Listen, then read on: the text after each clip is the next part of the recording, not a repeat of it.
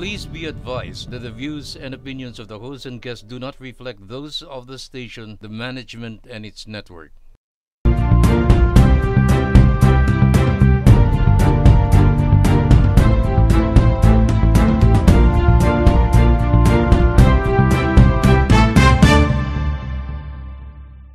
Isang mapagpalang araw po mga kabarangay. Ako po ang inyong lingkod, SK Mai Salazar, para sa isa na namang makabuluhan at punong-puno ng aral kasama ang ating pambansang kagawad, Butch Serrano. Maraming salamat, SK Mai Salazar. Sa pong karangalan ang makasama kayo linggo-linggo at sabay-sabay tayong mag-aral para mas mapaganda pa natin ang ating serbisyo. Dito lang lahat yan, dito sa barangay tayo. Sa ngayon po kagawad, after po ng Holy Week, wala pa po tayong masyadong BSKE updates mula sa COMELEC at wala rin naman po tayong naririnig sa DILG on any new local government announcements. So ngayong araw po ay ang inaabangang lakbay-aral para sa mga kagawad ng 42,047 barangays ang ating tatalakayin. Nako, tama kay SK Mai. Naabangan talaga to. At nais ko din na sabihin na maya-maya lang ay meron tayong bisitang kapitan na napakagaling. Ang kapitan na special guest natin ay may tuturing nating isang modern kapitan for the millennium. Bakit? Well, abangan ninyo mamaya. Marami tayong matututunan sa kanya. Opo, at kaabang-abang naman po talaga, Kags Butch. So ngayon po ay dumako po muna tayo sa mga katanungang pambarangay at ito po ay ang ating Kagawad Edition. At ito na po ang ating mga tanong at kasagutan at pag-uusapan po natin ng mas malalim ayon sa eksperyensa at praktikal na balitaktakan. So Kags, ang unang-una po nating tanong ay bakit hindi daw po masyadong nakikita sa kanilang mga barangay ang kanilang mga kagawad?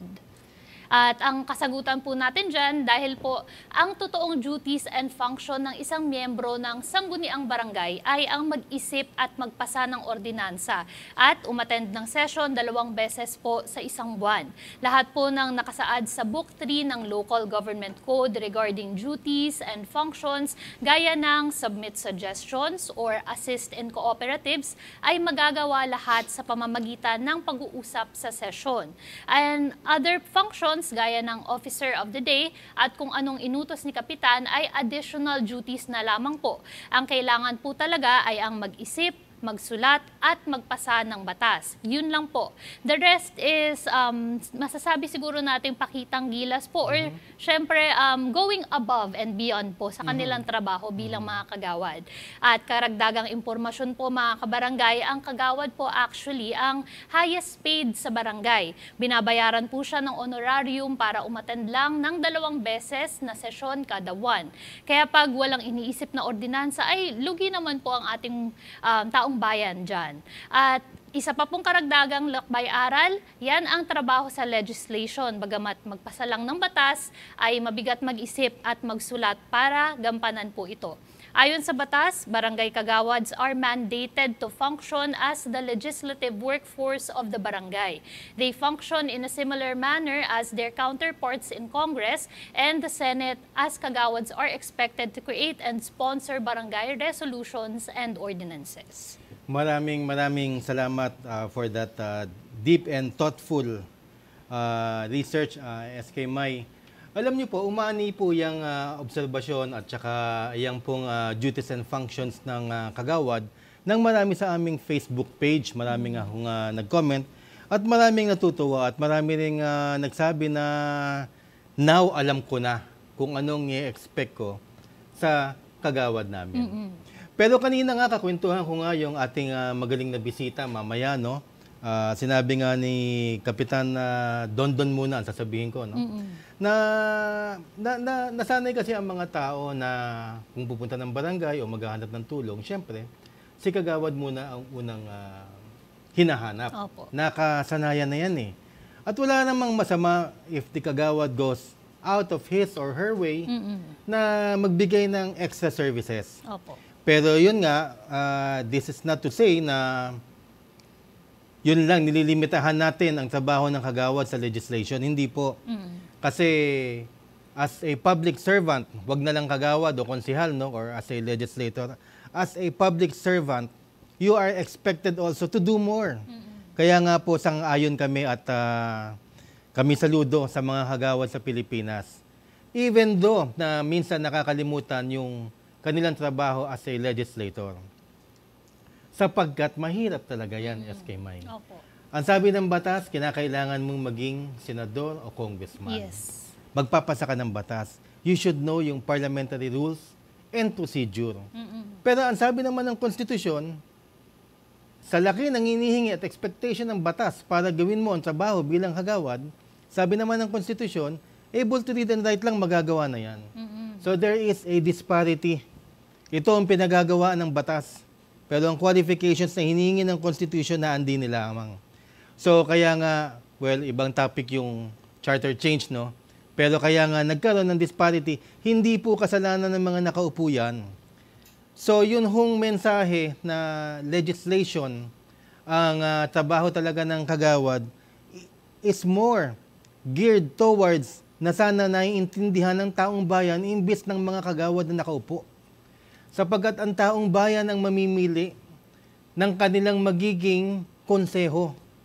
Sa inyo po yan, hindi ho ito insulto sa mga nakaupong kagawad, ngunit ito ay ipapaalala, isang paalala sa mga botante na mamili ng maayos. Nang sa ganun, ang binabayad naman kasi sa kagawad ay para makapagpasa ng ordinansa. Ngayon ang tanong, ito SK May, ang daming tatanong ito madali bang magpasa ng batas? Of course not. Hindi madali magpasa ng ordinansa. Pagka tatanungin ninyo ang kagawad ninyo, ikaw kagawad, malapit na mag-eleksyon, ilan ba napasa mo? Teka muna, nag-file ako ng mga 3-4 na ordinansa, halimbawa. Ibig sabihin, ginagawa na rin niya ang function niya kasi nakapag-file siya. Pero iba yung nag-file, final mo sa committee o final mo sa konseho, iba rin yung naipasa. Ibig sabihin, dumaan sa proseso at naging batas o ordinansa ang iyong final na ordinansa o resolution. Ano naman ang nagpipigil kung bakit mahirap magpapasa ng batas? Ugali na po ng Pilipino yan. Number 1, ito po sasabihin ko sa inyong katotohanan na nangyayari sa council sa session. Inggitan. Kahit na yung ordinansang hinahain ng isang SK o ng isang kagawad ay napakaganda at makakabuti sa isang barangay, yung inggit ng kapwa kagawad para hindi bumango si kagawad A at si B, C, D, E, nakatunganga lang, naiinggit, ayaw nang tignan kahit man lang title ng ordinansa para nga naman hindi bumango sa lipunan o sa taong bayan pagdating ng eleksyon yung kagawad na nagpasa na yon. Sometimes, kasalanan din ng kapitan kasi ayaw din ng kapitan na siya ay maungusan. Pero hindi natin pwedeng sabihin na dahil dun lang magkakaroon tayo ng gridlock o hindi na merong lusot dyan. At yan lagi ang sinasabi ko nga sa council. Pwede naman kayo maging co-author ng batas na hinahain ni Kagawad A. Sabihin mo, kahit na ayaw mo, pero para sa bayan talaga yan, sabihin mo, Kagawad, pwede pa ako maging author. Kung ikaw naman ang author, para naman sa bayan to, sige, co-author kayong lahat. That way, lahat, pag bumasa yan, lahat ng pangalan ninyong mga kagawad, para kayong committee of the whole, lahat ng mga pangalan nyo ay naandun, co-author kayo, wala nang inggitan. Ayos. Wala akong problema. Yan ho ang binibigay na isang parliamentary rule na ibinibigay ng procedure ng batas sa inyo para maging pantay-pantay kayo at makapasa ng ordinansa. Yan ho ang importante. Kinakailangan magkaroon kayo ng cooperation. Sometimes it is hard na for a legislator to pass a law, not because hindi bagay o angkop yung batas na yon sa isang lugar, kasi dadaan siya sa mga kapwa kagawad niya na hindi mo alam kung pare-pareho kayo ng pananaw, pare-pareho kayo ng politika, at pare-pareho kayong ugali. Kaya, kung mamimili ang taong bayan, sisiguraduhin ninyo na ang mga kagawad ninyo mababait. Kasi nga, wag na lang yung magaling, yung mga mababait na lang. Sapagkat, pag nagkaroon ng ganyang inggitan o kaya politika na dapat para sa inyo na yung batas na yon, nagkakaroon ng gridlock, walang nangyayari sa konseho. Sayang ang taxes ninyo. Kahit naman pumasayan o hindi, bayad pa rin si kagawad. Opo. Maraming salamat po dyan, Kags Butch. Pero bago po tayo dumako sa ating next na katanungang pambarangay, meron lang po akong karagdagan na tanong. Dahil po tayo ay magkakaroon na naman po ng eleksyon, at para po sa ating mga newly elected officials, meron po tayong tinatawag na bineo, kung di po ako nagkakamali. Yes. Sa tingin niyo po ba, Kags Butch, ito po ay sapat para maging handa po ang ating mga newly elected kagawads para maging maayos po ang kanilang ginagampanan po nila ang kanilang paggawa ng mga batas sa barangay? Ang Bineo kasi usually one day, 2 day seminar yan eh. Sponsored ng DILG. Siyempre, hindi lahat madidiscuss. Pangalawa, pag first outing nyo yun eh. Opo. So, understandably, human nature, yung iba hindi nakikinig, gusto nang matapos, tapos maya-maya, merienda na, tsaka swimming na. Yun ang nangyayari talaga, yun ang katotohanan. Ano? Hindi ko naman... Kung tatakbo ka, o kaya nakaupo ka na, it is incumbent upon you na ikaw mismo mag-aral at mag-review. Nandiyan naman ang local government code. Nandiyan ang, tanong natin kay Kapitan kung tama yung sinabi kong barangay code. Meron po yan. At lahat po ng kinakailangan, siguro mga isa pang libro.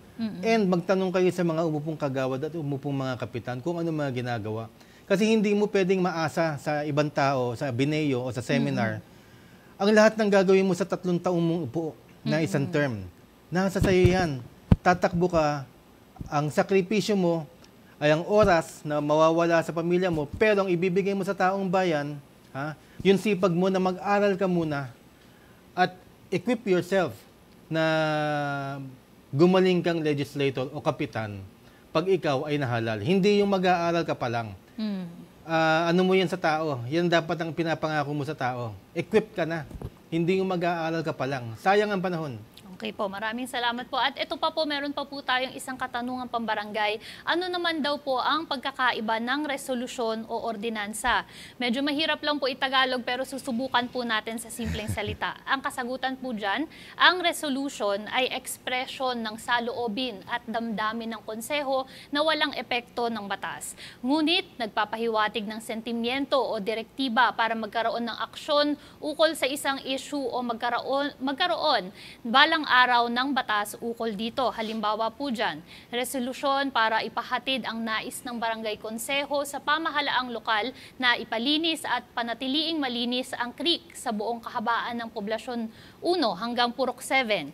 At ang ordinansa naman po ay batas na may paratang na direktiba at kaukulang parusa sa paglabag nito. Halimbawa po dyan, ordinansa para sa pagbawal ng pagtatapon ng basura sa creek mula poblasyon 1 hanggang Purok 7 at sino mang mahuli na lumabag dito ay may paratang na penalty mula 500 pesos hanggang 2,000 pesos depende po sa basurang itinapon. Kapag naipasa ang isang resolusyon o ordinansa sa barangay, ay aakyat naman po ito sa mataas na kapulungan ang sangguniang bayan upang sila ang magsuri kung tama ba ang mga ito o unconstitutional or may city ordinance na para sa lugar na kinasasakupan ng ordinansa. Diyan po ipapatawag ang author ng ordinansa o resolusyon kasama ang kapitan at mga kagawad para magsalita ukol sa batas na pinasa nila. At karagdagang impormasyon po ang kagawad, ang lower house o parang kongreso ng isang city. Ang konsehal o bokal naman, ang upper house o parang senado. Kaya umakto kayong mga kagawad na true legislators, hindi po kayo utusan o sunod-sunuran lamang ng nakatataas po sa inyo. Ang mandato po ninyo ay ang mag-isip, magsulat at ang magpasa ng batas. Maraming salamat, SK May. Napakaganda ng sinabi mo. Especially yung part na kung ating pong bibigyan ng analogy, yung mga barangay, sangguniang barangay, umaakto talaga yan para yung lower house o kongreso. At ang municipal tsaka city council naman, parang senado. Anything na lumabas, halimbawa resolution, o kaya ordinansa sa sangguniang barangay at na-approve niya yan, swerte halimbawa na naipasa, akyat po yan, automatic, sa mataas na kapulungan. Itawagin na lang natin mataas na kapulungan para medyo professional po tayo. At dyan po patatawag ang council. Meron po akong ikikwento sa inyo. Sa isang barangay, sa Parañaque, may isang kagawad na gustong magkaroon ng truck ban sa kanilang subdivision kasi traffic na traffic. Ayaw niya magpadaan ng truck doon na 8,000 kilotons ba ang tawag doon. Yun ang pinasa niyang ordinansa. Pumasa naman sa konseho. Pero alam ng kagawad na yun na meron ng kaparehong ordinansa sa city nila, sa city ng Parañaque. Meron na rin ang city. Bakit ginawa nung kagawad na yon? Sinabi niya sa akin, kaya ho ginawa yon para mapag-usapan yung traffic sa subdivision namin dahil hindi na napapag-usapan. Alam kong patatawag ako at ang kapitan namin. Kaya, nung pinatawag kami, sinabi ko na sa kapitan ko, binabraso ko yung traffic situation sa atin. Alam ko na mali na ako na magiging pareho lang ng batas. May term doon mamaya maaalala ko. Meron ng batas doon. Pero kinakailangan pag-usapan sa city yung traffic dito sa subdivision natin. Kaya ako ginawa yun. Nung pinatawag nga naman sila, nagsalita, inamin nila na yun nga, sinadya nila yon para mapag-usapan ng traffic sa Better Living. Nasabi ko tuloy yung barangay. Ayan, nagkaroon tuloy ng panibagong ordinance, city ordinance. Na sinunod yung ordinance ng kagawad na yon. Opo. At kahit papano, na-ease yung traffic sa subdivision sa barangay nila. So dinaan niya, binaso niya. Kasi matalino yung kagawad na yon, alam niya kahit na medyo sablay ang ginawa niya, pero gusto lang niyang pag-usapan sa city level, nagawa ng paraan. So, yung nagsasabi na boring daw ang legislation, wala daw magagawa, hindi po. Malaki po ang magagawa ng inyong ordinansa at ng inyong resolusyon sa inyong mga barangays kung talagang pag-iisipan nyo lang kung paano ito ma-apply sa daily lives ng inyong mga kabarangay. Opo, at dyan na rin po siguro papasok sa tingin ko po, Kags Butch, na ang pagpapasa po at paggawa ng batas, hindi lang po siya basta-basta dahil nga po yung iba may misconception na parang madali lang po yan, gagawa ka lang, susulat ka lang ng batas. Pero may kasama pong strategy, kumbaga, Yes. kapag nagsusulat po ng mga gantong ordinansa o resolusyon. Pero ngayon naman po, Kags Butch, bago po tayo magtapos sa ating segment na ito, ay nais po natin magbigay ng pagbati muli sa atin pong mga manonood at mga kabarangay na tuloy-tuloy po ang pagsuporta sa ating programa. Unang-una na po dyan si SK Alex Sedantes ng Apdo, Hamtic Antique Province. Pangalawa si Kagawad Ramir Zagarte ng Barangay Lutoban, Sambonguita, Negros Oriental. Kay Kagawad Brian Tubalyas. At pasensya na Kagawad Brian kasi hindi namin nalagay kung anong barangay ka. No? Pero anyway, para mag-sorry kami, ito pa ulit ang isang picture mo, Kagawad Brian Tubalyas, with council naman, kasama pa yata ang kapitan nila dyan. Opo. At hello din po kay Kapitan Jen Quizon ng Barangay Tambo, 1st District ng Parañaque City. Ay, kakilala po natin yan. Boss natin yan, si Kapitan Jen Quizon. Kasama po niya sa litrato si Konsihal Quizon, Vandolph Quizon, anak po ni Alma Moreno. At hello din po kay Mr. Alvin Pascual, binabati ang kanilang kapitan na walang bisyo at mabait daw po, Kapitan Alan Pacheco ng Barangay 775 San Andres, Bukid, Manila. Okay, yung ating bonus question po, sa next episode po natin sasagutin, pwede nyo hong antabayanan po yon kung paano ang legislative bill o paano ang proseso ng pagpasa ng batas. How a bill becomes a law. Abangan nyo po yan. Yes po. At sa ating next na segment naman, mga kabarangay, kikilalanin po natin ang isa na namang magaling na kapitan na sigurado po ako marami po tayong matututunang mga aral na naman po. Dito lang po yan sa pagbabalik ng Sa Barangay Tayo.